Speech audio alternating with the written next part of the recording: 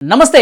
Hyderabad metropolitan development authority హెచ్ఎండిఏలో joint కమిషనర్గా IAS అధికారిని అమ్రపాలి బాధ్యతలు స్వీకరించారు. అమ్రపాలి గత కొన్నాళ్లుగా మనకెక్కడ కనపడలేదు.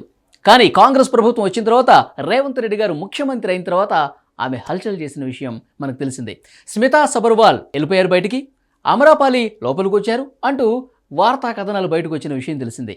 అయితే మళ్ళీ స్మితా సబర్వాల్ తాను ఎక్కడికి పోవట్లేదు, తెలంగాణ రాష్ట్రంలోనే ఉంటాను, ప్రభుత్వం ఏ బాధ్యతలు అప్పగించినా చేస్తానని చెప్పారు. సరే, ఆ విషయం పక్కన పెట్టేద్దాం. అమ్రపాలి ఇప్పుడు ప్రత్యేకమైనటువంటి బాధ్యతలు స్వీకరించారు. కాంగ్రెస్ ప్రభుత్వం వచ్చిన తర్వాత హెచ్ఎండిఏ కమిషనర్గా నియమితులయ్యారు. ఇక 2010 ఐఏఎస్ బ్యాచ్కు చెందిన అమ్రపాలి 39వ ర్యాంకు సాధించి ఐఏఎస్లో ఒక ప్రత్యేక గుర్తింపు తెచ్చుకున్న విషయం తెలిసిందే. ట్రైనీ ఐఏఎస్గా, జాయింట్ కలెక్టర్గా, నగర్ కమిషనర్గా పనిచేశారు ఆమె. 2018లో వరంగల్ జిల్లా అర్బన్ రూరల్ కలెక్టర్గా కూడా విధులు నిర్వహించారు.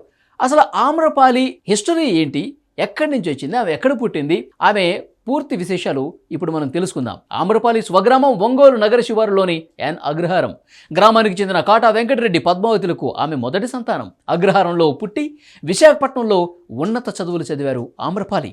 ఆంధ్రప్రదేశ్ క్యాడర్లో 2010 ఐఏఎస్ బ్యాచ్కు చెందిన అధికారినిగా విధుల్లో చేరారు. రాష్ట్రం విడిపోయిన తర్వాత తెలంగాణ రాష్ట్రంలో కలెక్టర్గా కూడా పనిచేశారు. ప్రస్తుతం పిఎంఓలో డిప్యూటీ సెక్రటరీగా నియమితులయ్యారు. అతి చిన్న వయసులోనే ఈ పోస్టులో నియమితులైన వారిలో ఒకరిగా అమ్రపాలి నిలిచారు.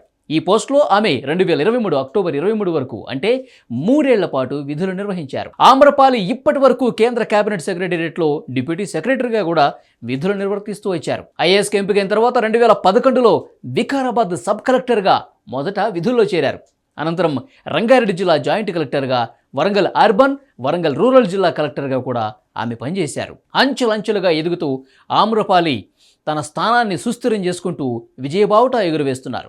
అమ్రపాలి కుటుంబ నేపథ్యం గురించి, అలాగే తను చేసినటువంటి పనులకు సంబంధించి మరికొన్ని విశేషాలు మనం చూద్దాం. Amrapali greater Hyderabad municipal corporation నగర కమిషనర్గా కూడా పనిచేశారు గతంలో. ఆ తర్వాత తెలంగాణ రాష్ట్ర ఎన్నికల కమిషన్లో కూడా జాయింట్ సీఈఓగా, కేంద్ర హోంశాఖ సహాయ మంత్రి జి కిషన్ రెడ్డి వద్ద ప్రైవేటు సెక్రటరీగా కూడా విధులు నిర్వహించారు. ప్రస్తుతం పిఎంఓలో డిప్యూటీ సెక్రటరీ బాధ్యతలు కూడా చేపట్టారు. అమ్రపాలి తన నిబద్ధత గల పనితీరుతో సంచలన కలెక్టర్గా కూడా పేరు తెచ్చుకున్నారు.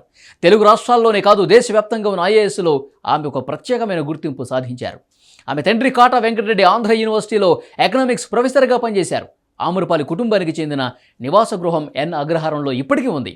అది శిథిలావస్థకు ప్రస్తుతం చేరుకుంది. అయితే కుటుంబం అంతా ఉన్నతాధికారులే ఉన్నారన్న విషయం మీకు తెలుసా? అమ్రపాలి భర్త సమీర్ శర్మ కూడా ఐపీఎస్ అధికారి. 2011 ఐపీఎస్ బ్యాచ్కు చెందిన ఆయన్ను 2018 ఫిబ్రవరి 18న వివాహం చేసుకున్నారు. సమీర్ శర్మది జమ్మూ అండ్ కాశ్మీర్. ప్రస్తుతం ఆయన డయ్యూడామంలో సూపరింటెండెంట్ ఆఫ్ పోలీస్గా విధులు నిర్వహిస్తున్నారు. అమ్రపాలి సోదరి మానస గంగోత్రి కూడా 2007 బ్యాచ్ ఐఆర్ఎస్ అధికారిని. ప్రస్తుతం కర్ణాటక కేడర్లో ఇన్కమ్ ట్యాక్స్ విభాగంలో పనిచేస్తోంది. ఆమె భర్త ప్రవీణ్ కుమార్ తమిళనాడుకు చెందిన వ్యక్తి. ఆయన కూడా 2010 బ్యాచ్కు చెందిన ఐఏఎస్ అధికారి. తమిళనాడు క్యాడర్ ఐఏఎస్కు చెందిన ప్రవీణ్ కుమార్ ప్రస్తుతం ఆ రాష్ట్రంలోనే పనిచేస్తున్నారు. తమిళనాడు దివంగత మాజీ ముఖ్యమంత్రి జయలలిత చనిపోయిన తర్వాత జరిగిన ఉప ఎన్నికకు 2 సార్లు ఎన్నికల అధికారిగా వ్యవహరించారు ఆయన.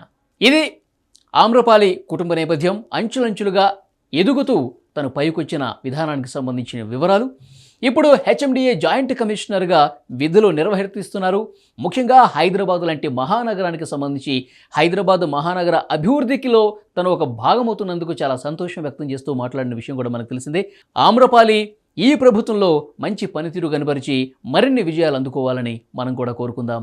Thank you.